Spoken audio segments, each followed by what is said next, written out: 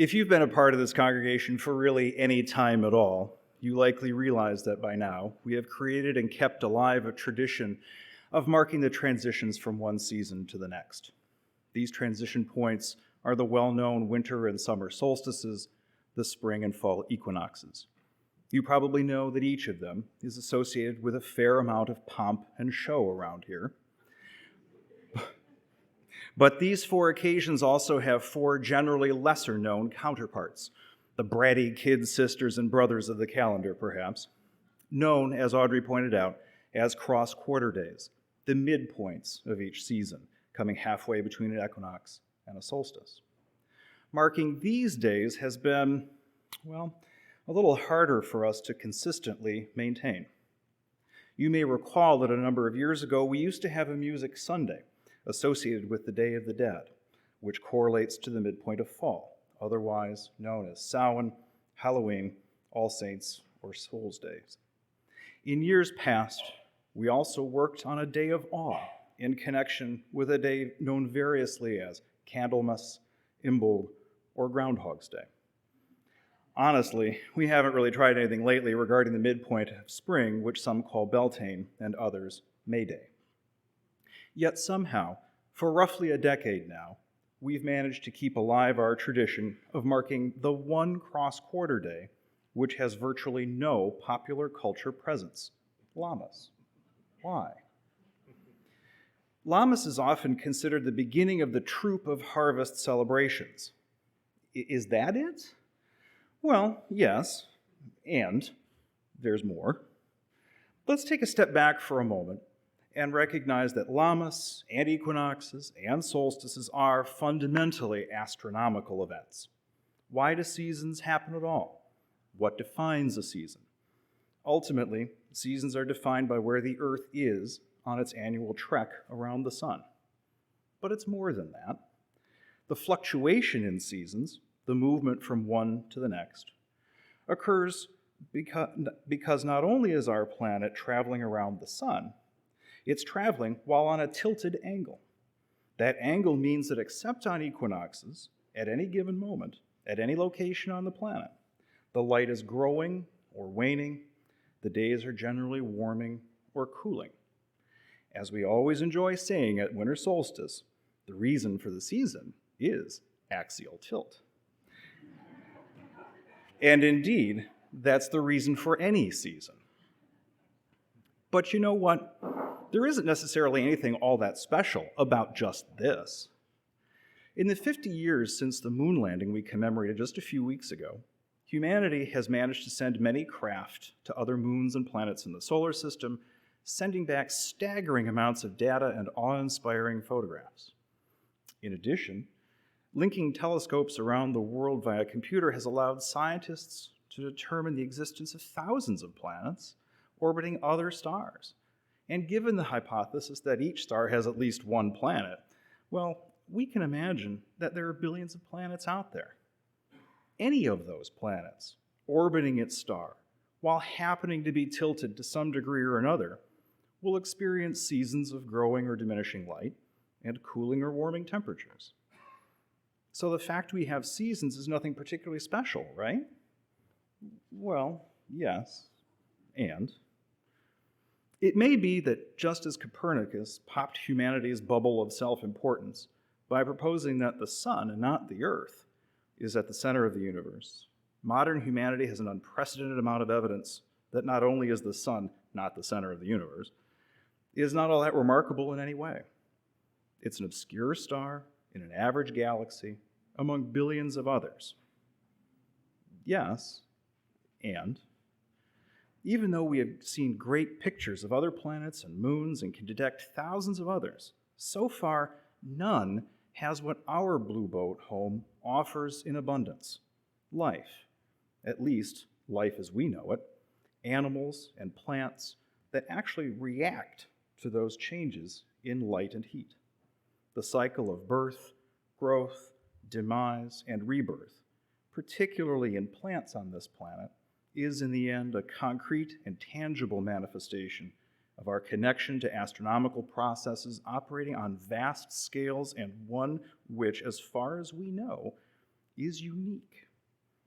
Whether you look at this through the lens of our famous interdependent web of all existence of which we are a part, or look to Unitarian Universalism's sixth source of inspiration, written as spiritual teachings of earth-centered traditions which celebrate the sacred circle of life and instruct us to live in harmony with the rhythms of nature, that's something to celebrate. So is that why we do celebrate? Well, yes, and. Now, thousands of years ago, humanity would not have known about those other planets as we do, or known what exactly those stars really were, but they recognized the cycles of plant growth, particularly of those plants which they figured out they could eat. They came to understand that by planting a seed in the ground, tending it, caring for it, this could eventually result in a new plant that could feed them into the future. It was ultimately through mastering the process of harnessing those cycles of growth which allowed humanity a reasonably secure source of nutrition and not only the desire but the ability to put down roots in one place and thereby lay the foundation of creating broader communities, civilization as we know it. One of those crops which humanity came to treasure was, of course, wheat. Planted in the spring, and following several months of careful tending, it was at about this time of year when the first wheat began to be ready to harvest. It would have been a huge, laborious task in those eras before mechanization, one which brought people together in the common pursuit of bringing in that wheat so it could be stored and kept for the hungry winter to come. So at Lammas, we celebrate wheat? Well, yes, and. You see, we don't call this point in the calendar Wheatmas or Stockmas or something like that. It wouldn't necessarily be all that great to bring in the wheat and just eat it as is off the stalk. You have to do something with it first. This celebration is called Lammas, and as we heard earlier, the la part is in reference to the loaves of bread that people made from the wheat. Now, it seems as if some of our earliest ancestors knew to grind the wheat up and make something more edible out of it.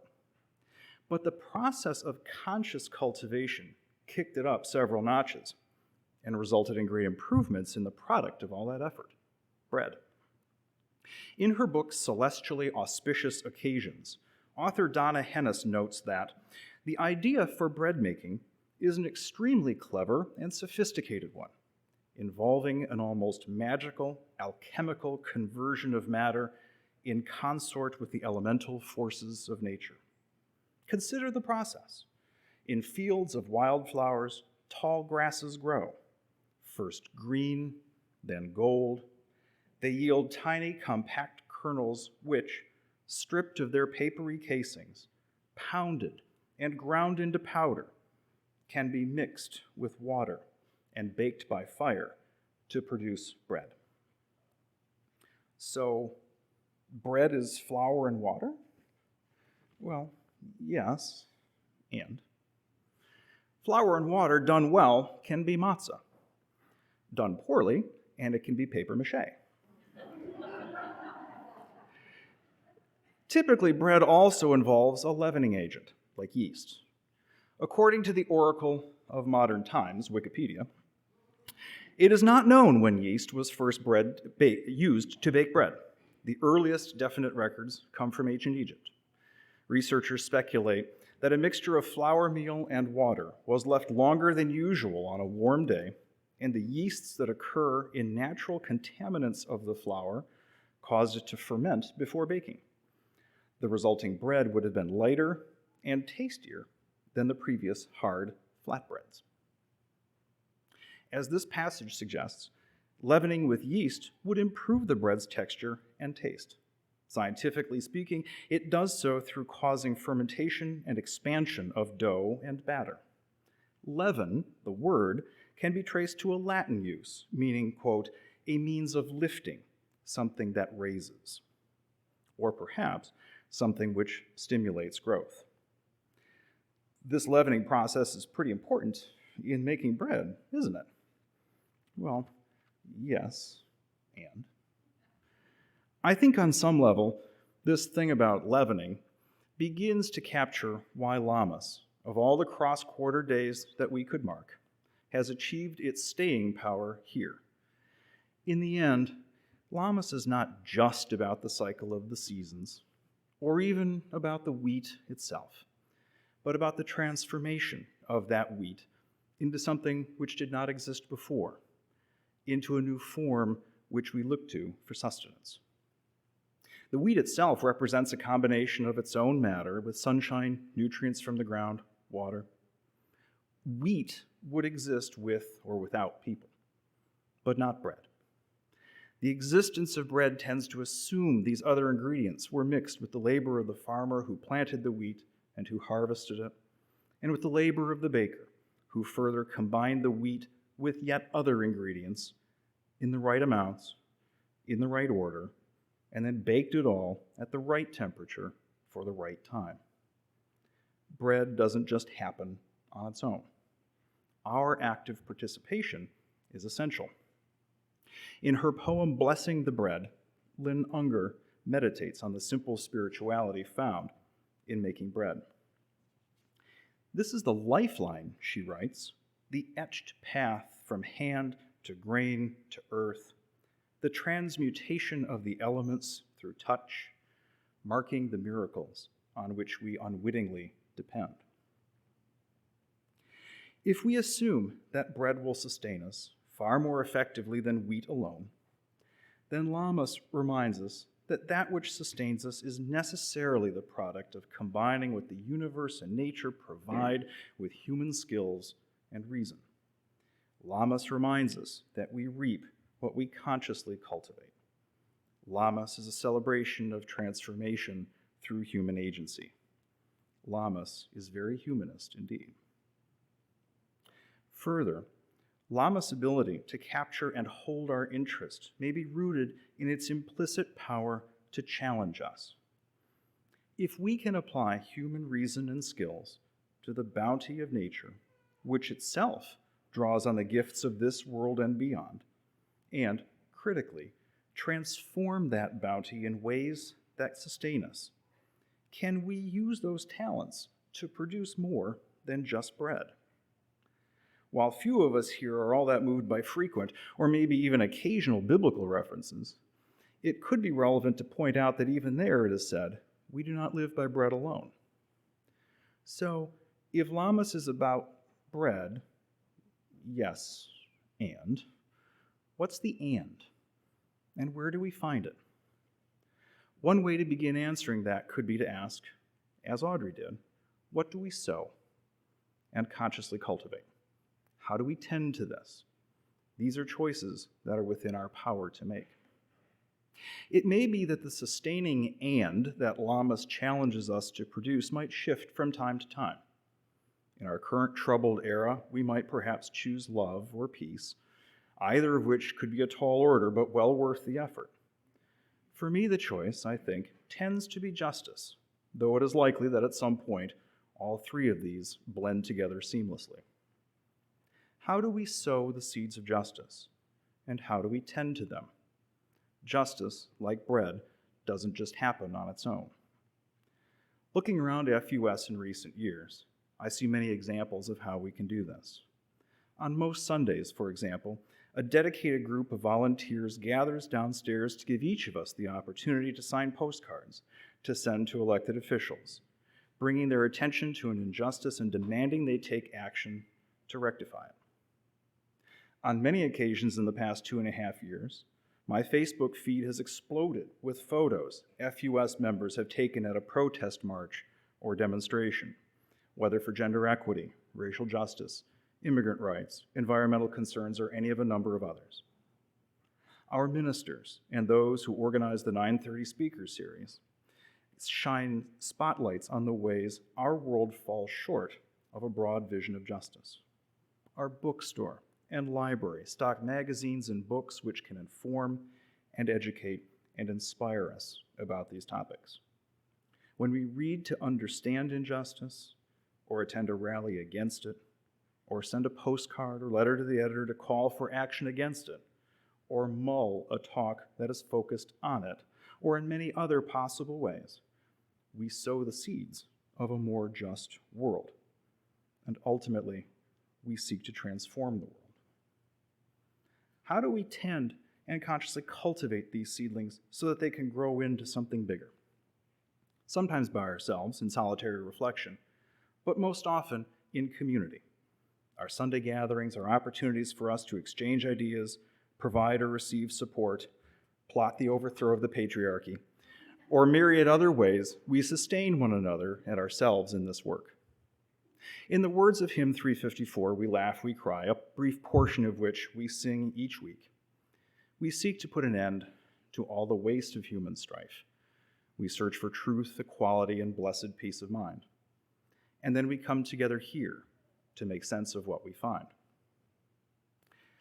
I noted earlier, and it has been a theme of many of our Lammas and other harvest-focused events, that in times when greater portions of the population were involved in agricultural pursuits, the process of harvesting was a communal activity, a time when people came together to bring in the crop which would keep them going through the winter. It may be August right now, and fairly warm out, but in many ways, we're in one of the deepest winters we've ever known, one which may not lift for another year and a half, or longer. If ever there was a time to come together to harvest a big old crop of justice, this is it. Look around you.